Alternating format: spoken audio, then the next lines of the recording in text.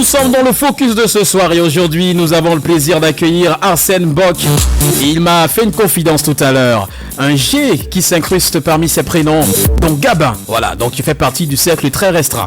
Un talentueux graphiste, designer et fondateur de l'entreprise Art Computer avec une passion pour l'art et la technologie. Arsène qui a su se démarquer dans le domaine du design graphique en créant des visuels percutants et innovants. D'ailleurs, ceux de Happy Hour, pour ceux qui ont jeté un coup d'œil, ont une idée de ce qu'il est capable de faire. Il nous rejoint pour partager son parcours, ses inspirations et les défis qu'il rencontre en tant qu'entrepreneur. On lui souhaite la bienvenue. Arsène, comment vas-tu? Ça va? Ça va, merci. Ça va à merveille? Ah, on se bat. On se bat. Alors là, on est entre saison de pluie, en tout cas entre pluie, soleil. Sinon, les activités ne souffrent de rien. Bon, plus ou moins, ça ne souffre de rien. Ouais. En fait. On s'adapte. On s'adapte en tant qu'habitué de Douala, bien sûr. Il nous a donc rejoint ce soir. On va parler de ce métier assez mystérieux, assez complexe aussi pour certains, celui de graphic designer. Pour simplement, on va utiliser quel terme pour qu'ils nous comprennent facilement? Graphiste? Infographe, c'est mieux. Voilà. Infographe, pour que tout le monde soit déjà dans le bain. Alors là, c'est la première fois sur Jambo FM, c'est clair. La première fois dans Happy Hour. Effectivement. La première fois en radio? Non, c'est la seconde fois. La seconde fois. Mais la première, j'étais parmi les invités. Oui. J'étais plus dans l'ombre, en fait. Voilà, sorti de l'ombre pour la lumière. Encore que tu fais un métier qui colle bien avec ceux qui veulent rester en arrière-plan. Oui, on sait bien, les graphistes. Quoique de nos jours, comme les réalisateurs de vidéogrammes ou les producteurs de musique, ils insèrent leur signature. Oui. Mais je crois que c'est pas ton cas. Pas ton cas. Alors donc Gabin Arsène Bock, voilà, pour être assez complet, est avec nous ce soir. Alors est-ce que tu peux déjà nous parler un peu de ton parcours et de ce qui t'a amené à devenir graphiste, designer ou infographe tout simplement? Rebonsoir déjà. Oui. À la base, j'étais intéressé par l'informatique en général. Oui. Du coup, j'ai fait une formation en maintenance informatique. J'ai voulu approfondir avec la programmation et développement web. Mais bon, la vie a décidé autrement. Je travaillais pour une imprimerie à Yaoundé, dans laquelle j'ai découvert ma passion pour le graphisme en fait. Alors c'est là-bas qu'il y a le déclic. En fait. Oui. J'étais chargé de concevoir des journaux, des flyers en quelque sorte et autres. Du coup, j'ai commencé à prendre goût à cela et je me suis lancé. Alors à ce moment-là, quand tu prends goût, qu'est-ce qui se passe? Tu te rapproches des professionnels? Comment tu t'insères progressivement dans ce milieu-là? Je me suis rapproché déjà de mon boss parce que c'était un infographe aussi. Ok. C'est lui qui m'a suggéré d'aller à un centre de formation dont je ne vais pas citer le nom. Ok. Je ne vais pas faire la pub. D'accord. En fait. Étant là-bas, je me suis fait former pendant près d'1 an. Avant et au sorti de là, je suis ce que je suis aujourd'hui. Ok. Alors, on va dire dans l'infographie, pour faire simple. Alors là, du coup, tu as suivi cette formation-là et à la clé, tu es devenu, comme on dit souvent, opérationnel, entre guillemets. Mais là, qu'est-ce qui généralement t'inspire dans ton métier, dans ton travail de graphic designer ou alors d'infographiste au quotidien? Qu'est-ce qui t'inspire? Au quotidien, je dirais, mon inspiration vient principalement de la curiosité, des tendances actuelles, des travaux des autres en fait. Oui. Vu que on ne crée pas, tout ce qu'on fait actuellement, ce n'est pas du jamais vu. Il y a déjà des bases. Il y a déjà des bases, oui. Effectivement. Du coup, je m'inspire de cela pour améliorer et apporter ma touche personnelle. Alors là, tu nous as fait comprendre, tu regardes ce qui se fait actuellement, que ce soit auprès d'autres personnes qui sont dans ton domaine. Mais la question que je voudrais te poser, peut-être que beaucoup voudraient faire aussi, qui n'ont peut-être pas la possibilité, parce que la petite information, c'est que en regardant les visuels de Happy Hour, beaucoup ont apprécié, ont validé. D'ailleurs, je te l'ai dit, je te te l'ai dit il y a quelques temps déjà. Alors, d'où est partie l'idée de concevoir des visuels, le choix des couleurs et tout ce qu'il y a autour en fait? Je veux un peu qu'on rentre dans ton mode d'emploi de conception. Bon, ça sera un peu compliqué à expliquer. Mais moi, je me dis... C'est le nom qui t'a donné l'idée? C'est quoi le concept? Tu as besoin de quoi en fait pour te lancer, pour créer? Ouais. Le concept en premier. Parce que c'est à base du concept qu'on a une idée de la chose. Vous voyez? Maintenant, il y a les noms attribués. Ok.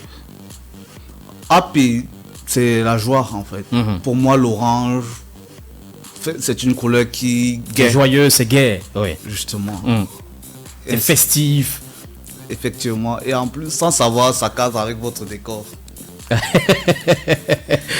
Tout à fait, tout à fait. Ça veut dire que le choix, que ce soit la police, la taille, les couleurs, c'est pas au hasard. C'est pas au hasard. Donc tout ça est lié. Tout ça est lié en fait. Tout ça est lié. Je prends un cas simple. Vous ne pouvez pas, le cas le plus banal. Oui. Vous avez dans une structuration, il y a les titres, les sous-titres et les simples textes. Dans la conception, ça va de même. Quand on conçoit un logo, par exemple, le nom du logo, c'est général, on le compare à un titre. Ok. Généralement, sa typographie est différente de celle qui Il y a le logo qui est comme un titre et le sous-titre qui est comme le slogan, généralement. Slogan, en fait. Donc c'est un peu ça. À partir de là maintenant, on joue avec la typographie des différentes polices, l'agencement, l'espacement, les couleurs. Il y a tellement de paramètres à prendre en compte quand on conçoit un logo. Et là, il faut un temps pour concevoir tout cela. Comment ça se passe? Qu'est-ce que demande l'infographe que tu es, par exemple? À ce moment-là, il te faut un jour, 2 jours, des heures, des minutes? Je vais dire ça comme ça. Moi, je fonctionne au feeling.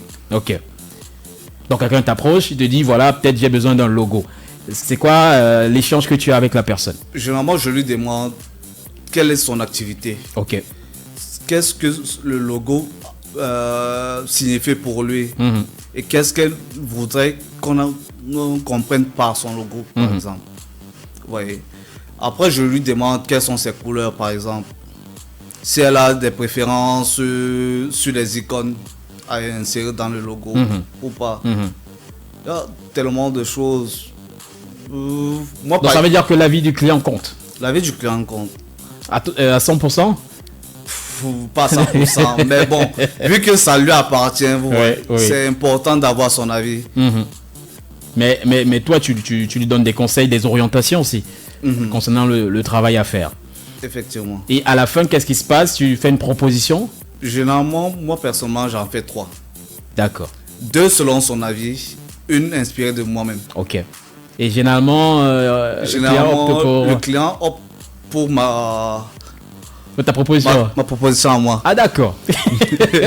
Ah d'accord. Bah, là c'est une bonne nouvelle. Alors du coup on sait un peu plus ce qui t'inspire dans ton travail de graphic designer qui évolue sans cesse d'ailleurs. Est-ce que tu peux nous parler donc parler de quelques projets marquants sur lesquels tu as déjà travaillé, quelques-uns comme ça au pif? Non, ne cite pas Happy Hour, hein, c'est ça. non, je ne cite pas Happy Hour. Oui. J'ai travaillé sur une campagne publicitaire en Guinée. Ok. En Guinée, je ne vais pas citer le nom. C'était sur quel produit? Bon, pas je vais dire quoi? Dans quel secteur d'activité? Dans la cosmétique. Ah d'accord, ok. Donc j'ai fait pratiquement toutes ces gammes de produits, le branding, etc. Ces affiches publicitaires, ces visuels et autres. Donc c'est l'une qui m'a... Un de tes plus gros travaux, on va dire ça comme ça? Oui. Donc celui qui a payé le plus jusqu'à présent? Pas celui qui a payé le plus, celui qui m'a vraiment donné l'envie de continuer. D'accord. Ouais. Parce que ce monsieur il te donne la main libre. Fais tes propositions. Oui. s'il a des modifications, il va te dire, allez, voilà Arsène, à ce niveau, j'aimerais que tu fasses plutôt ceci ou cela, et ainsi de suite.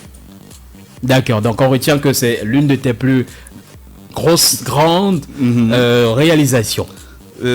Alors là, maintenant, quelles sont peut-être les compétences essentielles pour réussir en tant que graphic designer, comme tu le disais, ou en tant qu'infographe? En tant qu'infographe, le premier point, c'est la créativité.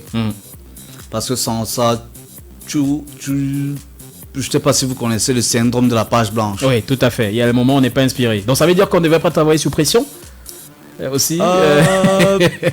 La pression, c'est autre chose. Oui. Là, il faut déjà savoir gérer la pression. D'accord. Parce que je me rappelle des fois, on me réveille à 4 h du matin, j'ai besoin d'un logo à 6 h. Imaginez, vous sortez du sommeil. Oui.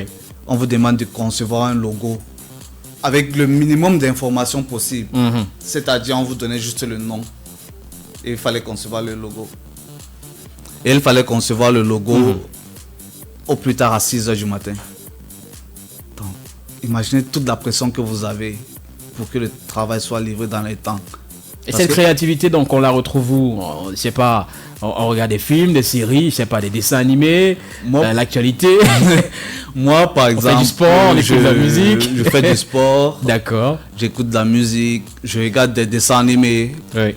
Je passe une bonne partie de mon temps sur les jeux vidéo. Ok.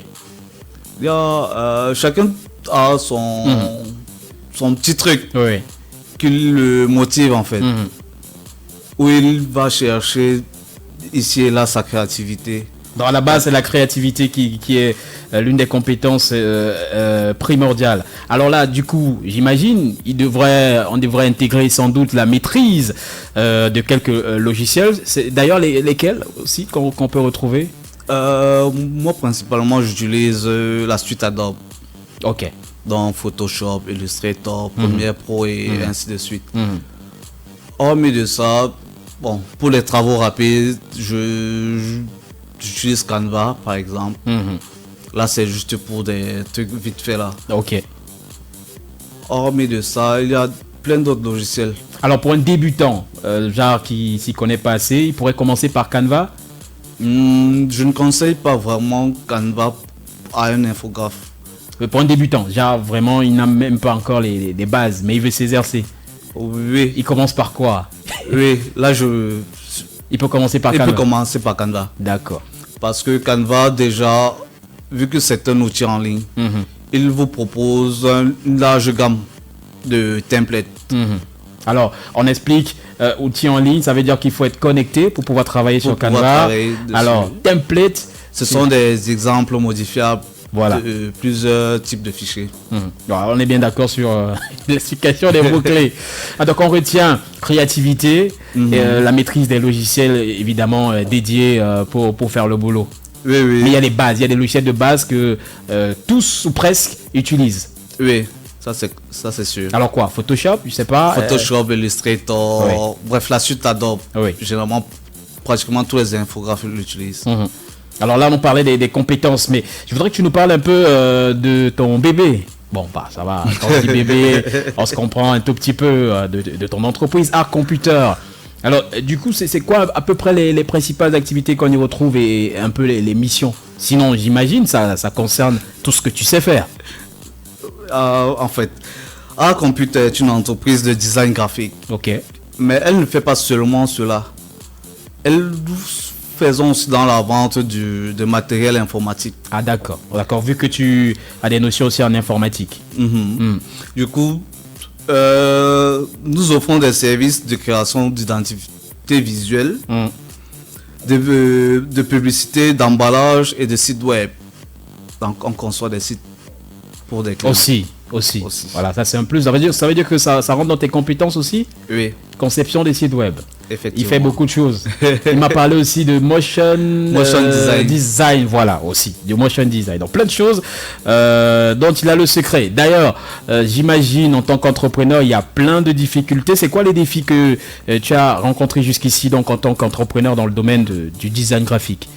Le Le plus gros, généralement, c'est la gestion du temps. Ouais. Vouloir satisfaire tout le monde, finalement, Mais il faut être capable de s'organiser, organiser son temps. justement. Mais quand on prend des engagements, et surtout quand on tient à garder sa clientèle, la gestion du temps est primordiale. Il y a aussi de la concurrence. Oui. Vous avez constaté, de nos jours, il y a tellement d'infographes. La concurrence, c'est au niveau de la qualité du travail ou au niveau des prix? Parce que je crois que tu as déjà entendu ça une ou deux fois où quelqu'un te dit je voudrais ceci et tu lui dis voilà ce que ça va coûter et tu dis je trouve ça un peu cher. Voilà. Justement, c'est l'une des choses qui rend un peu compliqué la chose, le travail. La concurrence et au niveau du travail et au niveau des prix. Je sais pas. Alors le minimum, le basique, je sais pas, de façon générale, hein, que pour quelqu'un qui voudrait, je sais pas, un logo ou un visuel, au minimum, et je sais que le maximum est relatif, bon, on est d'accord, mais au minimum, vraiment, parce que il y a toujours ces petits clashs, certains qui vont dire, ah, je trouve que là-bas, il a trop baissé les prix carrément. Non, là, c'est vraiment, c'est presque donné. Du coup, ce serait quoi quand même le minimum? Chez moi, le minimum pour un visuel, c'est 5 000. Oui, 5 000 francs pour un visuel, le minimum. Le minimum. Maxi Le maxi, ça dépend. Ça dépend. Bon, c'est quoi le plafond que déjà tu atteins? Le plafond, c'est 30 000. 30 000. 30 000 le plafond jusqu'à présent. Voilà. Mais c'est en fonction de la tête du client ou de ce qu'il y a à faire? C'est en fonction de ce qu'il a à faire, en fait. En fonction de ce qu'il y a à faire. D'accord. Bah, là, entre autres, on rencontre les difficultés. Et en ce moment, tu évolues en self-made ou bien il y a une équipe au niveau de Art Computer? Art Computer a une équipe, en fait. Ok. Nous sommes, il y en a, nous sommes 3. 3 qui font dans le même domaine ou alors les domaines différents? Des domaines différents. Ok. Mais bon, il y a l'un de nous qui est mon second en fait. Et il fait aussi dans le même domaine que moi. D'accord. Donc il fait dans de l'infographie et quoi, l'informatique aussi? Il fait dans l'infographie et il est community manager. Ah ok. Donc ça fait un plus. Des filles ou uniquement les mecs? Uniquement les mecs. Uniquement les mecs. Alors est-ce qu'il y a des filles qui font dans de l'infographie en passant que tu connais? Oui. Oui, j'en connais. 3 ou 4. Ouais. Et tu confirmes le niveau qui t'écrase quoi. Est-ce qu'il y a des visuels que quand on t'assoit tu regardes, tu dis mince, là, gars, ça, c'est il clair. faut que j'upgrade. C'est l'une des choses qui me plaît avec l'infographie. Oui. C'est qu'elle est évolutive. On apprend tous les jours. Mais à ce niveau-là, c'est quoi? C'est le logiciel que le gars utilise ou vraiment il a un background encore plus élevé? C'est la créativité de la personne. D'accord, qui parle beaucoup plus. Donc le logiciel, oui, ça joue son rôle, mais la créativité est la base. Le logiciel est identique chez tout le monde, par exemple. Oui. Maintenant, c'est la façon d'agencer les couleurs, les éléments, tout ça qui diffère. Et c'est là où intervient la créativité. Ah d'accord, là c'est beaucoup plus clair. Et d'ailleurs, quels sont les projets futurs pour Art Computer ou Arsène ou Gabin Arsène? Pour Art Computer, je prévois d'élargir les services pour inclure le design d'expérience et le design d'interface. Donc c'est des éléments sur lesquels tu voudrais travailler. Effectivement. Ou alors t'améliorer et maintenant les proposer. Effectivement, ça concerne beaucoup plus le développement d'applications. D'accord. Et les sites web aussi. Vous vous rendez compte, si vous ouvrez peut-être un site, vous n'arrivez pas à naviguer. Vous allez vous plaindre, par exemple. C'est là où le développement de l'expérience utilisateur et l'interface, le design d'interface interviennent. Parce que le design d'interface est censé vous faciliter la tâche pour que vous puissiez naviguer facilement possible. Ah d'accord, bon, sinon de belles choses pour la suite du côté de A Computer avec notre invité de ce soir. Merci beaucoup Arsène pour cette conversation enrichissante et nous avons appris énormément, c'est clair, sur le métier de graphiste designer, infographe si vous voulez, et sur les coulisses donc de Arc Computer. Alors, donc on comprend que là, ta passion et ton dévouement sont vraiment inspirants et nous te souhaitons beaucoup de succès dans tes projets futurs et on espère te revoir bientôt et discuter de nouvelles réalisations. Merci. S'il y avait un dernier mot, un conseil à l'endroit de ceux qui voudraient se lancer dans le domaine du design graphique, ce serait quoi? Je leur dirais de rester curieux, d'apprendre en permanence et de développer leur propre style. Surtout de ne pas avoir peur de prendre des initiatives. Ouais.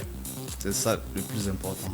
Le message est clair. Merci Arsène. Et on reste connecté à travers tes plateformes. Qu'on peut te retrouver sur les réseaux sociaux. Je sais pas, des pages. Pour le moment, la page Arc Computer avait été piratée. Ok. Donc nous sommes en train de travailler dessus. Mais je suis disponible sur WhatsApp aussi. Oui. Au 691 67 87 17. D'accord. 691 67 87 17. Et voilà, donc pour retrouver notre invité de ce soir, Gabin Arsène Bock, qui était avec nous pour nous parler du métier très inspirant de graphic designer.